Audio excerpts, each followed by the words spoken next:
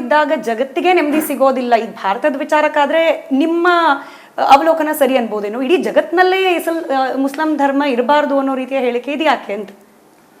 ಜಗತ್ತಿನ ಎಲ್ಲ ವಿದ್ಯಮಾನಗಳು ಕೂಡ ಒಂದು ಸತ್ಯವನ್ನು ದೃಢೀಕರಿಸಿದೆ. ಇದನ್ನ ಪ್ರಜ್ಞಾವಂತರು ಎಲ್ಲರೂ ಕೂಡ ಒಪ್ಕೊಂತಾರೆ. ಜಗತ್ತಿನ ಎಲ್ಲ ಸರ್ಕಾರಗಳು ಇದನ್ನು ಒಪ್ಕೊಂಡಿದೆ.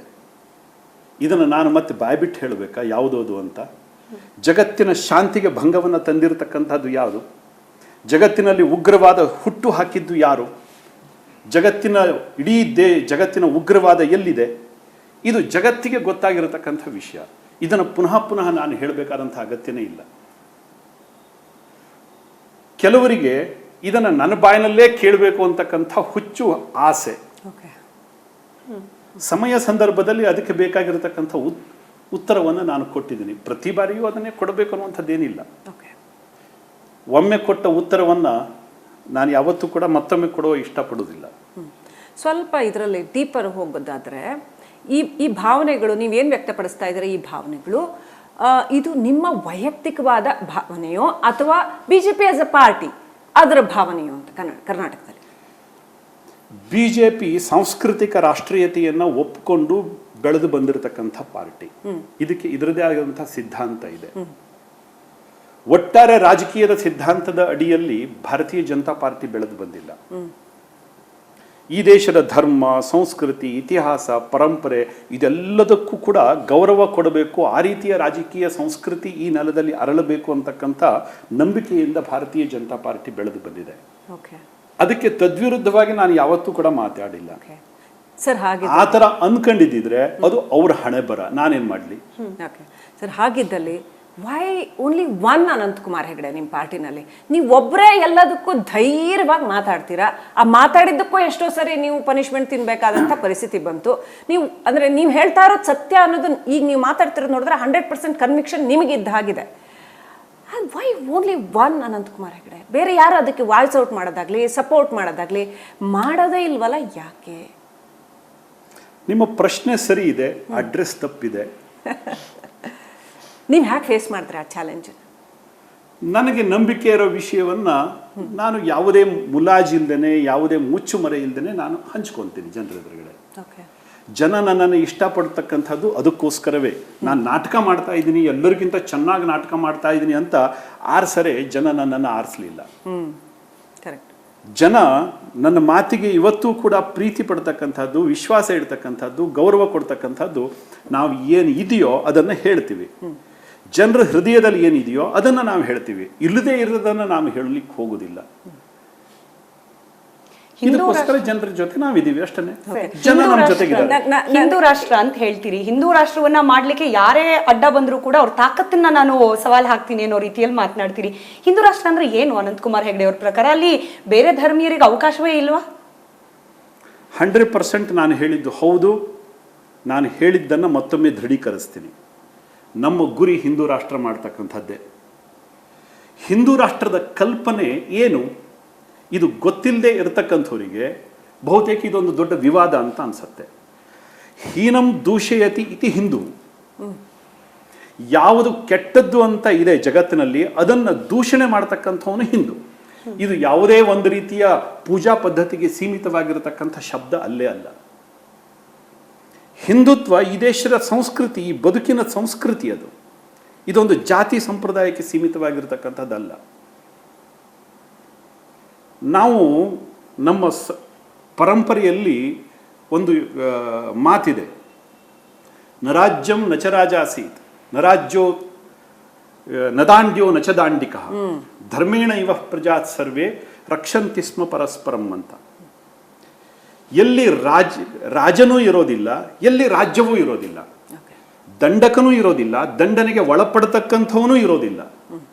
ಧರ್ಮೇಣ ಇವ ಪ್ರಜಾತ್ ಸರ್ವೇ ರಕ್ಷಂತಿ ಸ್ಮ ಪರಸ್ಪರಂ ಅಂತ. ಅಲ್ಲಿ ಧರ್ಮವೇ ಜನರನ್ನ ಪರಸ್ಪರ ರಕ್ಷಿಸುತ್ತೆ. ಇದು ಹಿಂದುತ್ವ, ಇದು ಹಿಂದೂ ಧರ್ಮ.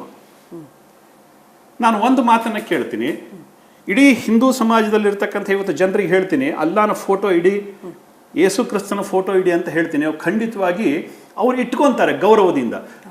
ಅದೆಷ್ಟೋ ದೇವತೆಗಳ ಜೊತೆಗೆ ಅದೊಂದು 2 ಫೋಟೋ ನಮಗೇನು ಜಾಸ್ತಿ ಅಂತ ಅನ್ಸೋದೇ ಇಲ್ಲ. ಆದ್ರೆ ನಾನು ಒಂದು ಮಾತನ್ನ ಕೇಳ್ತೀನಿ, ಇದೇ ಮುಸಲ್ಮಾನರು ರಾಮನ ಫೋಟೋ ಇಟ್ಕೊಂತಾರ ಮನೆಯಲ್ಲಿ, ಕೃಷ್ಣನ ಫೋಟೋ ಇಟ್ಕೊಂತಾರ? ಇದೇ ಕ್ರಿಶ್ಚಿಯನ್ರು ಕೃಷ್ಣನ ಫೋಟೋ ಇಟ್ಕೊಂಡು ಪೂಜೆ ಮಾಡ್ತಾರ? ರಾಮನ ಫೋಟೋ ಇಟ್ಕೊಂಡು ಪೂಜೆ ಮಾಡ್ತಾರ? ಬನ್ನಿ ನಮ್ಮ ಮನೆಯಲ್ಲಿ ಅಥವಾ ನಮ್ಮ ತರ ಇರತಕ್ಕಂಥವ್ರು 100 ಮನೆಗಳಿಗೆ ಕರ್ಕೊಂಡು ಹೋಗ್ತೀನಿ, ಅಲ್ಲಿ ಇವತ್ತು ಕೂಡ ಯೇಸು ಕ್ರಿಸ್ತನ ಫೋಟೋ ಇರೋದನ್ನ ಕಾಣ್ತೀವಿ. ಮನೆ ಹಿಂದೂ ಯೇಸು ಕ್ರಿಸ್ತನ ಫೋಟೋ ಇರುತ್ತೆ, ಮನೆ ಹಿಂದೂ ಇವತ್ತು ಕೂಡ ಪೈಗಂಬರನ ಫೋಟೋ ಹಾಕೊಂಡಿರ್ತಾರೆ. ಅವ್ರಿಗೆ ಯಾವುದು ಫರಕ್ಕೆ ಬರೋದಿಲ್ಲ. ಇದು ನಿಜವಾದಂತಹ ಜಾತ್ಯತೀತತೆ. ಈ ಮೂಲಭೂತವಾದ ಅನ್ನೋದನ್ನ ವಿರೋಧಿಸೋರು ತುಂಬಾ ಜನ ಇದ್ದಾರೆ. ಅದು ಸಿದ್ಧಾಂತವೇ ಆಗಿರಬಹುದು, ಧರ್ಮದ ವಿಚಾರವೇ ಆಗಿರಬಹುದು. ಯಾವಾಗ ರ್ಯಾಡಿಕಲೈಸ್ ಆಗುತ್ತೆ ಆವಾಗ ಸಮಾಜಕ್ಕೆ ಮಾರಕ ಅಂತ ಹೇಳಿ ಅನಂತಕುಮಾರ್ ಹೆಗಡೆ ಅವ್ರದ್ದು ರ್ಯಾಡಿಕಲ್ ಹಿಂದೂಯಿಸಮ್. ಮೂಲಭೂತವಾದ ಅಂತಂದ್ರೆ ಏನು, ಅದರ ಅರ್ಥವೇ ಗೊತ್ತಿಲ್ಲದೆ ಇರತಕ್ಕಂಥವ್ರು ಇವತ್ತು ಆ ಶಬ್ದವನ್ನು ಬಳಸ್ತಾ ಇದ್ದಾರೆ. ಮೂಲಭೂತ ವಾದ ಅಂತಂದ್ರೆ ಏನು? ನಾನು ಹೇಳಿದ್ದೇ ಸರಿ,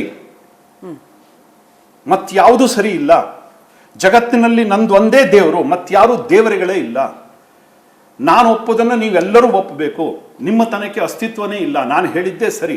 ಇದು ಮೂಲಭೂತವಾದ. ನರ ನಾರಾಯಣನಾಗಿ ಹೋಗಿರ್ತಕ್ಕಂಥದ್ದು ಈ ಮಣ್ಣಿನಲ್ಲಿ, ಬೇರೆ ಕಡೆ ಅಲ್ಲ.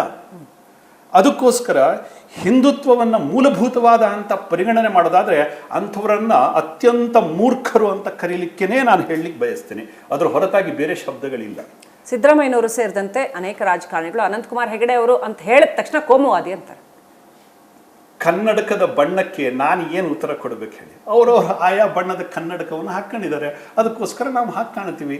ಅವರವರ ಭಾವಕ್ಕೆ, ಅವರವರ ಭಕುತಿಗೆ, ಅವರವರ ತೆರನಾಗಿ ಇರುತಿಹನು ಶಿವಯೋಗಿ. ಅವ್ರ ಕಣ್ಣಿಗೆ ಅನಂತಕುಮಾರ್ ಹೆಗಡೆ ಮೂಲಭೂತವಾದಿ ಅಂತ ಕಂಡ್ರೆ ಖಂಡಿತವಾಗಿ ಸಿದ್ದರಾಮಯ್ಯನವರೇ ಹಾಗೆಯೇ ಭಾವಿಸಿ. ಹರಾಜಾದ ಮನಸ್ಥಿತಿಯವರು, ಮಾನಸಿಕತೆಯವರು. ಹರಾಜಾದ ಮಾನಸಿಕತೆ ಅಂದ್ರೆ ಏನು ಸಿದ್ದರಾಮಯ್ಯ ಅವ್ರದ್ದು? ನಿಮ್ಗೇನ್ ಕಾಣಿಸ್ತು ಅವರಲ್ಲಿ ಹರಾಜಾಗಿರೋದು ಅಂತ? ಒಂದು ಸ್ಪಷ್ಟ ಸಿದ್ಧಾಂತವೇ ಇಲ್ಲ. ಧರ್ಮ, ಸಂಸ್ಕೃತಿ, ಪರಂಪರೆ, ಇತಿಹಾಸ, ಅಧಿಕಾರದ ಒಂದು ಚೌಕಟ್ಟು ಅಥವಾ ಆಡಳಿತದ ಕಲ್ಪನೆ ಯಾವುದೂ ಇಲ್ಲೇ ಇರತಕ್ಕಂಥ ಬೇಕಾಬಿಟ್ಟಿ ಸಂಸ್ಕೃತಿ. ಒಟ್ಟು ಅಧಿಕಾರ ಇದೆ, ಒಂದಿಷ್ಟು ಜನರಿಗೆ ಹಂಚೋದು. ಸರಿ, ಹಂಚಲಿ, ದುರ್ಬಲರಿಗೆ ಹಂಚಲಿ, ಅವಶ್ಯಕತೆ ಇರತಕ್ಕಂಥವ್ರಿಗೆ ಹಂಚಲಿ. ನಾಳೆ ಕರ್ನಾಟಕದ ಭವಿಷ್ಯದ ಬಗ್ಗೆ ಕಲ್ಪನೆಯನ್ನು ಮಾಡಿದ್ದಾರೆ ಅವರು. ಕರ್ನಾಟಕದ ಆರ್ಥಿಕತೆ ಹೇಗೆ ಹೋಗ್ತಾ ಇದೆ, ಕರ್ನಾಟಕದಲ್ಲಿ ಇಂಡಸ್ಟ್ರಿಗಳ ಪರಿಸ್ಥಿತಿ ಏನಾಗಿದೆ, ಕರ್ನಾಟಕದಲ್ಲಿರ್ತಕ್ಕಂಥ ಎಜುಕೇಶನ್ ಇನ್ಸ್ಟಿಟ್ಯೂಷನ್ಸ್ ಹೇಗೆ ಕೆಲಸ ಮಾಡ್ತಾ ಇದ್ದಾವೆ, ಕರ್ನಾಟಕದಲ್ಲಿ ಇರತಕ್ಕಂಥ ಮೂಲಭೂತ ಸೌಕರ್ಯಗಳ ಅಭಿವೃದ್ಧಿ.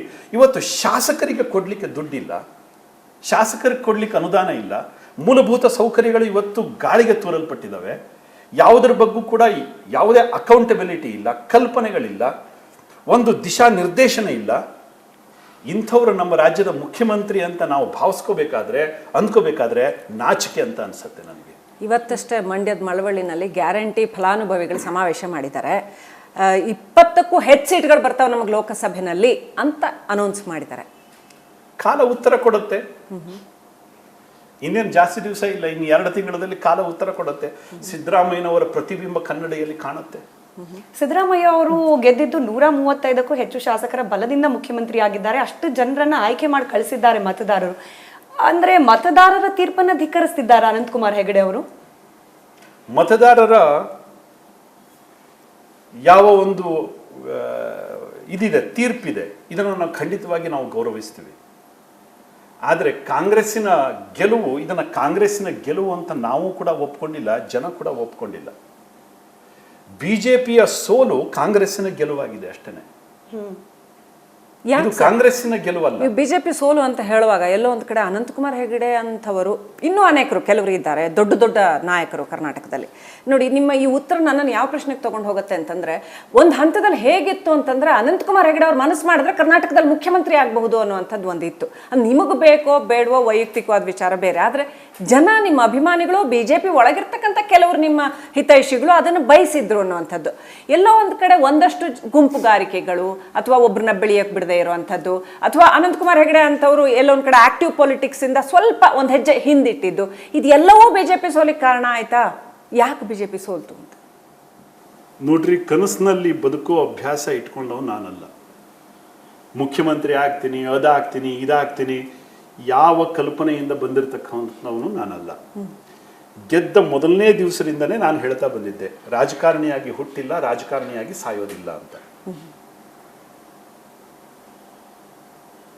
ಯಾರ್ಯಾರೋ ಏನೇನೋ ಕಲ್ಪನೆಗಳನ್ನು ಕಟ್ಕೊಂಡು ಕುಣಿದ್ರು, ಹೇಳಿದ್ರು, ಅವ್ರವ್ರಿಗೆ ಬಿಟ್ಟಿರ್ತಕ್ಕಂಥದ್ದು. ಆ ಥರ ಭ್ರಮೆಯಲ್ಲಿ ಬದುಕ್ತಕ್ಕಂಥ ಮನುಷ್ಯ ನಾನು ಅಲ್ಲೇ ಅಲ್ಲ. ಮತ್ತೆ ಬಿಜೆಪಿ ನಾನು ಓಡಾಡಿದ್ರೆ ಆಗ್ತಿತ್ತು, ಅಥವಾ ಅವ್ರು ಓಡಾಡಿದ್ರೆ ಆಗ್ತಿತ್ತು, ಇದು ಓಡಾಡಿದ್ರೆ ಆಗ್ತಿತ್ತು, ಇದೆಲ್ಲ ಅರ್ಥಹೀನ ಕಲ್ಪನೆ. ಬಟ್ ನಿಮ್ಮನ್ನ ಕರ್ನಾಟಕದ ಯೋಗಿ ಆದಿತ್ಯನಾಥ್ ಅಂತ ಹೇಳಿ ಪರಿಗಣಿಸಿದವರು ಇದ್ದಾರೆ. ನನ್ನನ್ನು ಮೂರ್ಖ ಅಂತನೂ ಕರೀತಾರೆ, ನನ್ನನ್ನು ಮೂಲಭೂತವಾದಿ ಅಂತನೂ ಕರೀತಾರೆ. ನಾನು ಹೇಳಿದ್ನಲ್ಲ, ಅವರವರ ಕಲ್ಪನೆ, ಜನರ ಭಾವನೆಗಳನ್ನು ನಾನು ಗೌರವಿಸ್ತೀನಿ ಅಷ್ಟೇ.